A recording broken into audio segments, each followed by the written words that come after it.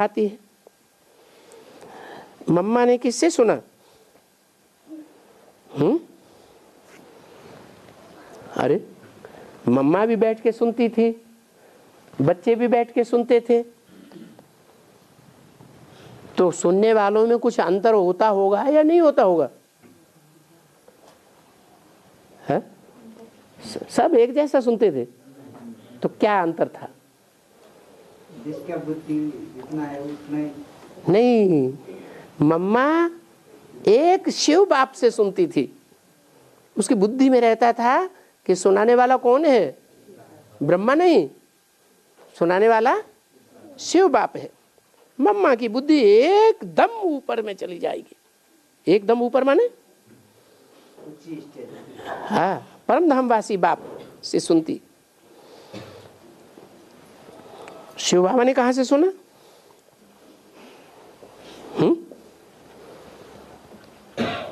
एकदम बुद्धि ऊपर में चली जाएगी, शिव बाबा से सुनती, ब्रह्मा बाबा से नहीं सुनती, एकदम बुद्धि ऊपर चली गई। अच्छा, शिव बाबा ने किससे सुना? अरे जानी जाना शिव बाबा, बाबा कब कहा जाता है? यहाँ तो शब्द भी दोनों जुड़े हुए हैं। शिव माने बिंदु, मेरी बिंदी का ही नाम शिव है। जब शरीर में आते हैं तो जिस शरीर में आते हैं उसको बाबा कहा जाता है। वो शिव बाबा ने किससे सुना? जिसमें आया है, वो तो स्वयं ज्ञान का सागर है। कब से? सदा हैं? नॉलेजफुल है सदा। हाँ, कब से? अरे बताओ जल्दी जल्दी। जब सुप्रीम स्वर्ग का प्रतिष्ठा हुई था। वो तो सन 36 में प्रवेश किया। नहीं, वो तो क्या है? ब्रह्मा नहीं थे ना। हैं? वो तो ब्रह्मा बाबा थे। सन 36 में ब्रह्मा बाबा ने प्रवेश किया, तो फिर सन 36 से मुरली चलाई जानी चाहिए थी। मुरली में ये क्यों कहा कि पहले ये ब्रह्मा मुरली थोड़े ही चलाते थे? रात के 12 बजे बैठ करके लिखते थे, मैं बाप लिखाते थे। मुरली कब से चलना शुरू हुई ब्रह्मा के द्वारा? हाँ, कराची से मुरली चलना शुरू हुई। उससे पहले तो मुरली चलाते ही नहीं थे। सन 36 से फिर क्या हुआ? हैं? शिव की वाणी ऊपर से आती थी क्या? वही जैसे मुसलमान कहते हैं अल्लाह मियाँ ने ये फरमाया, अल्लाह मान ने वो फरमाया, तो अल्लाह मियाँ की आवाज क्या ऊपर से आती थी? अल्लाह मियाँ जब कहते हैं तो जरूर कोई ऊंचे से ऊंचा पार्टधारी, हीरो पार्टधारी ही होगा ना। हीरो पार्टधारी को ही ऊंचे से ऊंचा पार्टधारी कहा जाता है। तो पूछा शिव बाबा ने कहां से सुना? कहेंगे शिव बाबा तो खुद ही ज्ञान का सागर है। हाँ? ज्ञान का सागर है कि ज्ञान का सूर्य है?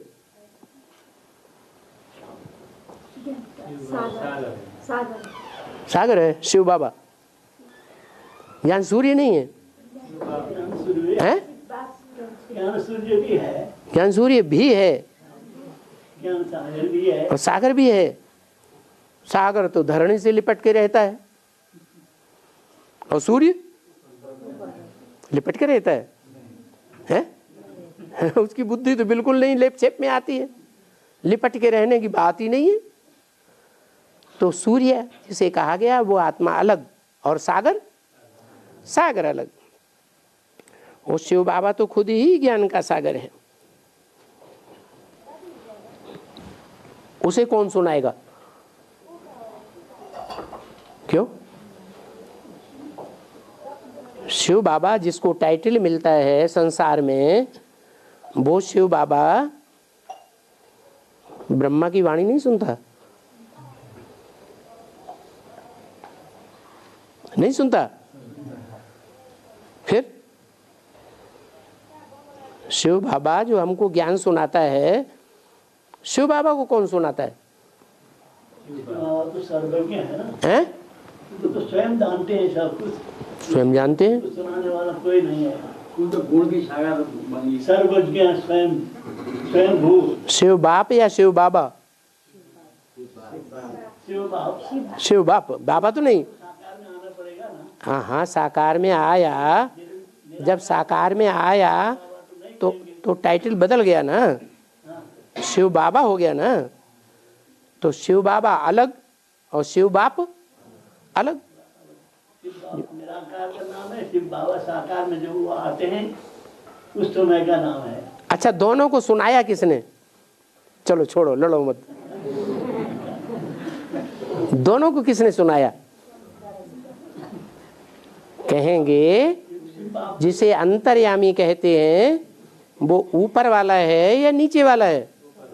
ऊपर वाला है अंतर्यामी, और नीचे वाला अंतर्यामी नहीं है, बहिर्यामी है। बाहर की बातों से, बाहर की एक्ट से, बाहर के वाइब्रेशन से समझता है, बाकी वो अंतर्यामी नहीं है।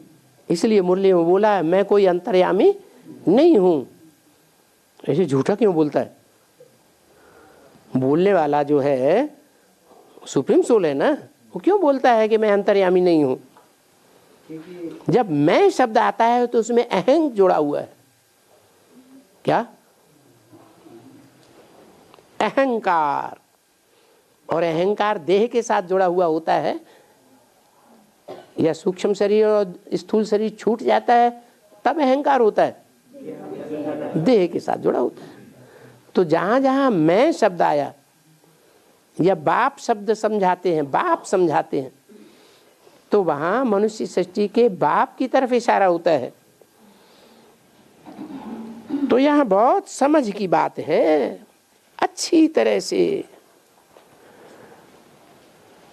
बड़े से बड़े गहराई में जाकर के समझना है।